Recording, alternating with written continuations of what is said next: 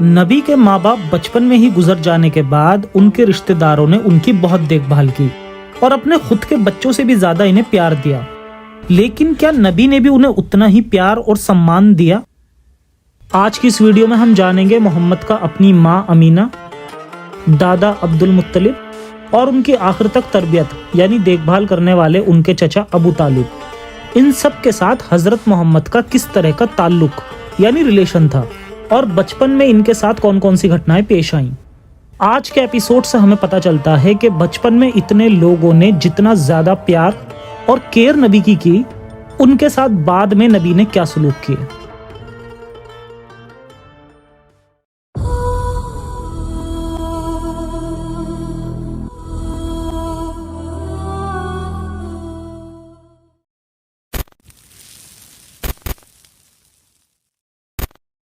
یہ ایک atheist channel ہے جو اسلام کی سچائی مسلم لوگوں تک پہنچا کر انہیں ہیومینسٹ اور ریشنلسٹ بنانے کی کوشش کرتا ہے۔ ہمارا مقصد مسلم لوگوں کے پرتی کسی طرح کی نفرت پھیلانا یا انہیں نیچے دکھانا نہیں ہے۔ دا محمد، جس کے پچھلے ایپیسوڈ میں ہم نے دیکھا کہ محمد نے اپنی زندگی کے شروعاتی 4 سال اپنے سگے رشتہ داروں اور اپنے قبیلے کے لوگوں سے دور رہ کر بتائے تھے۔ پھر 4 سال کے بعد جب ان کی عمر 4 سال کی ہو گئی تھی، تب محمد کو آخرکار ان کی اصل ماں کے پاس واپس پہنچا دیا گیا، یعنی حضرت امینہ کے پاس۔ اور پھر اس کے بعد محمد صاحب اپنے اصل پریوار والوں کے ساتھ رہنے لگے۔ مگر یہ خوشی بھی محمد کے لیے زیادہ وقت تک نہیں رہی، کیونکہ پھر کچھ ہی وقت بعد ان کی سگی ماں امینہ اور ان کے دادا بھی دنیا سے رخصت ہو گئے اور محمد پہلے کی طرح ایک بار پھر اناتھ ہو گئے۔ سیرت ابن ہشام میں لکھا ہے، جب حضرت محمد کی عمر 6 سال کی ہوئی تب ان کی والدہ امینہ کا انتقال ہو گیا۔ اس دوران محمد مدینہ میں اپنے ننیحال والوں سے ملنے اور اپنے باپ کے قبر کی زیارت کرنے آئے تھے، اور جب یہ لوگ مدینہ سے واپس مکہ کی اور جا رہے تھے، اس دوران امینہ کی طبیعت کچھ خراب ہو گئی اور پھر اس سفر میں ہی اس کا وہاں انتقال ہو گیا۔ محمد پوری طرح سے یتیم ہو گئے تھے اور ان کے دادا ان کو لے کر مکہ آ گئے۔ ان کی ماں کے انتقال کے بعد ان کے دادا عبد المطلب محمد کی پرورش کرنے لگے، اور وہ بھی اپنی باقی سگی اولادوں سے بھی زیادہ۔ طبقات میں لکھا ہے، جب رسول کی ماں امینہ انتقال کر گئیں تو محمد صاحب کے دادا عبد المطلب نے ان کو پالا اور ہمیشہ اپنی سگی اولادوں سے بھی زیادہ ان کی دیکھ بھال کرتے اور ہر وقت انہیں اپنے نزدیک ہی رکھتے۔ عبد المطلب اس بات کو بخوبی جان چکے تھے کہ محمد نے اب تک اپنی زندگی بنا باپ کے ہی گزاری ہے، اس لیے وہ محمد کی خوب پرواہ کیا کرتے تھے، یہاں تک کہ اپنی باقی اولادوں سے بھی زیادہ۔ جس کی ایک مثال یہ بھی ہے کہ اس وقت کعبہ کی چھاؤں میں ایک گلیچہ بچھایا جاتا تھا اور اس پر صرف اور صرف عبد المطلب بیٹھا کرتے تھے۔ اس گلیچے کے چاروں طرف ان کے باقی بیٹے بیٹھتے تھے، اور عبد المطلب کے ان لڑکوں کو بھی اجازت نہیں تھی کہ عبد المطلب کے ساتھ میں بیٹھیں، کیونکہ عبد المطلب اس وقت حاکم تھے۔ مگر محمد اکثر آ کر ان کے پاس بیٹھ جاتے تھے، اور جب باقی لوگ غصے میں محمد کو ہٹانے کے لیے بڑھتے تو عبد المطلب انہیں روک دیتے اور کہتے تھے کہ میرے لڑکے محمد کو اکیلا چھوڑ دو، اور پھر وہ محمد کی پیٹھ بھی سہلاتے تھے۔ مگر ایسا کبھی عبد المطلب نے اپنی باقی اولادوں کے ساتھ نہیں کیا تھا۔ اس کے پیچھے کا ریزن یہی نظر آتا ہے کہ محمد ایک اناتھ تھے اور ان کے پیدا ہونے سے پہلے ہی ان کے باپ کا انتقال ہو گیا تھا، اور اس کے بعد کے 6 سال میں بھی وہ اپنی ماں کے پاس صرف 2 ہی سال رہے، اور اس کے بعد ان کی ماں کا بھی انتقال ہو گیا۔ تو عبد المطلب محمد کو اسی وجہ سے بہت زیادہ لاڈ پیار کرتے تھے تاکہ محمد کو کبھی اکیلا پن محسوس نہ ہو، اور محمد اپنے دادا کے ساتھ خوشی خوشی رہنے لگے۔ مگر بچپن کی محمد کی بدقسمتی ابھی ختم نہیں ہوئی۔ یہاں رہتے ابھی بس 2 سال بھی نہیں بیتے تھے کہ محمد کے دادا کی بھی موت ہو گئی۔ جس وقت دادا عبد المطلب کی موت ہوئی اس وقت محمد کی عمر ابھی محض 8 سال کی تھی۔ عبد المطلب کی موت پر محمد بہت روئے، کیونکہ اس وقت محمد کی پرورش ان کے دادا اکیلے ہی کیا کرتے تھے، اور محمد کے لیے زیادہ غم کی بات یہ بھی تھی کہ ایک کے بعد ایک ان کی پرورش کرنے والے انہیں چھوڑ کر دنیا سے جانے لگے تھے۔ اپنے دادا کے انتقال کے صدمے سے محمد کو بہت دکھ ہوا، یہاں تک کہ جب دادا کا جنازہ قبرستان لے جایا جا رہا تھا تو محمد بہت رویا تھا، اور اس کے بعد بھی اس کے دادا کی یاد اسے بہت سالوں تک ستاتی رہی۔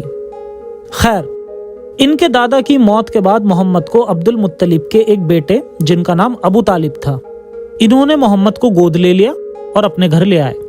ابو طالب رشتے میں محمد کے چچا تھے، اور یہ کوئی اور نہیں بلکہ شیعہ اسلام کے پہلے امام یعنی حضرت علی کے باپ تھے۔ اس نے محمد کو گود لے لیا اور اسے پالنے لگا۔ तबकात में आता है, अब्दुल मुत्तलिब के इंतकाल के बाद अब अबू तालिब ने मोहम्मद को अपने पास रख लिया। अबू तालिब ज्यादा दौलत वाले नहीं थे, मगर मोहम्मद की अच्छे से देखभाल करते, यहाँ तक कि अपनी बाकी सगी औलादों से भी ज्यादा। जब ये सोते तो मोहम्मद को भी अपने साथ बिस्तर में सुला लिया करते, और बाहर जाते तो हमेशा अपने साथ ले जाते और हमेशा अपने आसपास हर वक्त रखते। अबू तालिब ने भी मोहम्मद की परवरिश वैसे ही की जैसे कि उससे पहले उसके दादा अब्दुल मुत्तलिब किया करते थे। बचपन में इस तरह के हादसों को झेलने के बाद मोहम्मद को अकेला पड़ने का डर लगने लगा था।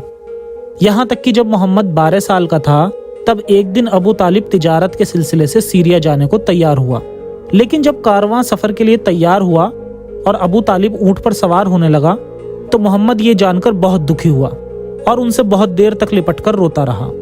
मोहम्मद को लगने लगा कि अबू तालिब लंबे वक्त के लिए उससे दूर जा रहे हैं, और इसके बाद अबू तालिब से भी भतीजे के आंसू नहीं देखे गए और फिर ये उसे अपने साथ ले गए। खैर, इसी तरह मोहम्मद की जिंदगी के आखिर तक अबू तालिब मोहम्मद की देखरेख किया करते थे और हमेशा मोहम्मद का साथ देते रहे। जिसके बाद वक्त बीत गया और मोहम्मद अपने बचपन की इन सब घटनाओं से बाहर आने लगे। मोहम्मद के अनाथ होने की वजह से ही मोहम्मद के बाकी करीबी रिश्तेदार भी इनकी बहुत ज्यादा परवाह किया करते थे। मगर हैरानी की बात यह है कि जिन रिश्तेदारों ने मोहम्मद को उसके दुख भरे अकेलेपन में उसका बहुत साथ दिया, केयर की, यहाँ तक कि अपने बाकी सगी औलादों से भी ज्यादा, उनको ही आगे चलकर मोहम्मद साहब से वफा नहीं मिली। खासकर तब जब इनको 40 साल की उम्र में नबूवत मिली, यानी जब ये अल्लाह की तरफ से नबी बन चुके थे। उस वक्त मोहम्मद ने अपने खानदान वालों और अपने कबीले वालों को जब इस्लाम कबूल करने को कहा, जिसके जवाब में इन लोगों ने मोहम्मद को झूठा कहा और इस्लाम कबूल करने से मना कर दिया। आपको जानकर हैरानी होगी कि मोहम्मद साहब अपने इन सगे रिश्तेदारों और अपने कुरैश कबीले वालों से बहुत नफरत करने लगे, वो भी सिर्फ इसलिए कि वो काफिर थे और इस्लाम कबूल नहीं करना चाहते थे। जैसा कि कुरान की एक आयत में भी साफ साफ कहा गया है कि ए ईमान वालों, इन काफिरों को भी अपना यार और मददगार ना बनाओ, फिर भले ही वो तुम्हारे बाप दादा ही क्यों ना हो। इन सब के बाद ये दुश्मनी इतनी बढ़ गई कि ये लोग एक दूसरे की जान के दुश्मन बन गए, और ऐसा तब तक बंद ना हुआ जब तक मोहम्मद ने अपनी जिंदगी के आखिरी वक्त में पूरी फौज के साथ मक्का को फतेह ना कर लिया। अब जरा मोहम्मद साहब की टाइमलाइन में थोड़ा आगे चलते हैं और देखते हैं कि मोहम्मद का अपने सगे लोगों के बारे में क्या सोचना था। मोहम्मद की जिंदगी के आखिरी चंद सालों का एक वाकया है कि जब मोहम्मद ने फतेह मक्का किया तो उसके बाद इसने अपनी माँ अमीना की कब्र की जियारत भी की। इस पर मोहम्मद ने अपने साथियों से ये भी कहा कि ये मेरी माँ की कब्र है, अल्लाह ने मुझे यहाँ आने की इजाज़त दी है और मैंने उसके लिए दुआ करनी चाही, लेकिन अल्लाह ने ये मंजूर नहीं किया और मुझे मेरी माँ के लिए मगफिरत की दुआ भी नहीं करने दी, क्योंकि वो भी एक मुशरिक थी। यानी अल्लाह मियाँ लोगों को यही हुक्म देते हैं कि अपने माँ और बाप के लिए भी मदद ना चाहो अगर वो लोग ईमान वाले ना हों। और अगर ये हुक्म अल्लाह की तरफ से ना होकर खुद मोहम्मद साहब की ही दिमागी उपज थी तो यकीनन मोहम्मद अपनी माँ को माफ नहीं कर पाए थे, और वो भी उनकी मौत के 50 साल बाद भी। शायद मोहम्मद के जहन में अभी भी उनके बचपन की कड़वी यादें मौजूद रही होंगी कि किस तरह उन्होंने मोहम्मद के साथ दूरी बनाई और फिर जल्द ही दुनिया से भी रुखसत हो गई। अब देखते हैं कि चाचा अबू तालिब, जो कि मोहम्मद के करीब 40 साल की उम्र तक उनके साथ रहे, यहाँ तक कि जब मोहम्मद नबूवत का दावा करके लोगों को इस्लाम में कन्वर्ट करवाना चाह रहे थे, तब भी अबू तालिब मोहम्मद को लोगों से बचा रहे थे कि कहीं मोहम्मद की बातें सुन के लोग इन पर हमला ना कर दें, क्योंकि कई बार मोहम्मद और इनके साथी वहां के लोगों के देवी देवताओं के लिए गंदे अल्फाजों का भी इस्तेमाल कर दिया करते थे। जिस वक्त अबू तालिब इस दुनिया से रुखसत होने वाले थे, तब अबू तालिब के सभी भाई उस वक्त वहां मौजूद थे। हमेशा मोहम्मद की भलाई सोचने वाले और उनकी गलतियों पर पर्दा डालने वाले अबू तालिब ने मरते वक्त भी अपने भाइयों से वसीयत की कि वो लोग मोहम्मद का ध्यान रखें, क्योंकि वो जिस नए मजहब को फैलाने के मिशन पर चल पड़ा है वहां उसे किसी भी तरह का नुकसान हो सकता है।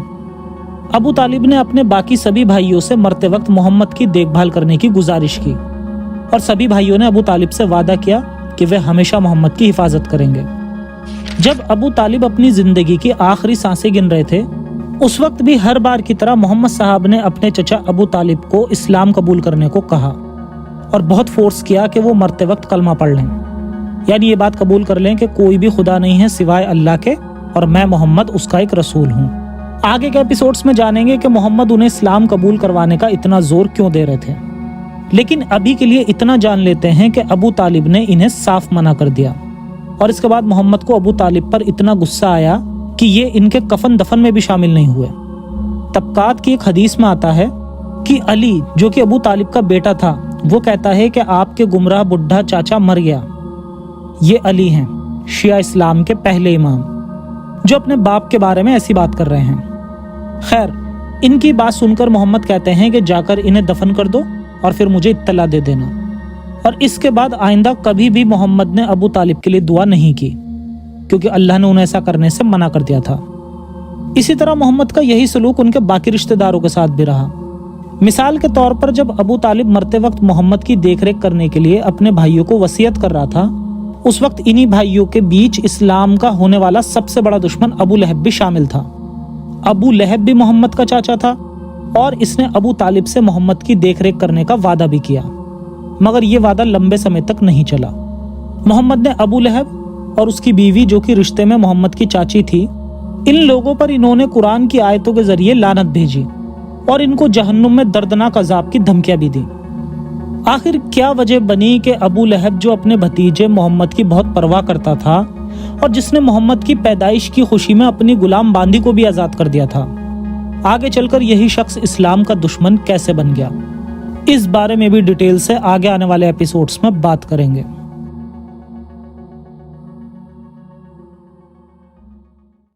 क्या आपको लगता है कि मोहम्मद साहब सिर्फ शिर्क की वजह से अपने इन रिश्तेदारों से नफरत करने लगे थे? वो भी उन रिश्तेदारों से जिन्होंने इन्हें अपनी औलादों से भी ज्यादा प्यार दिया, केयर की।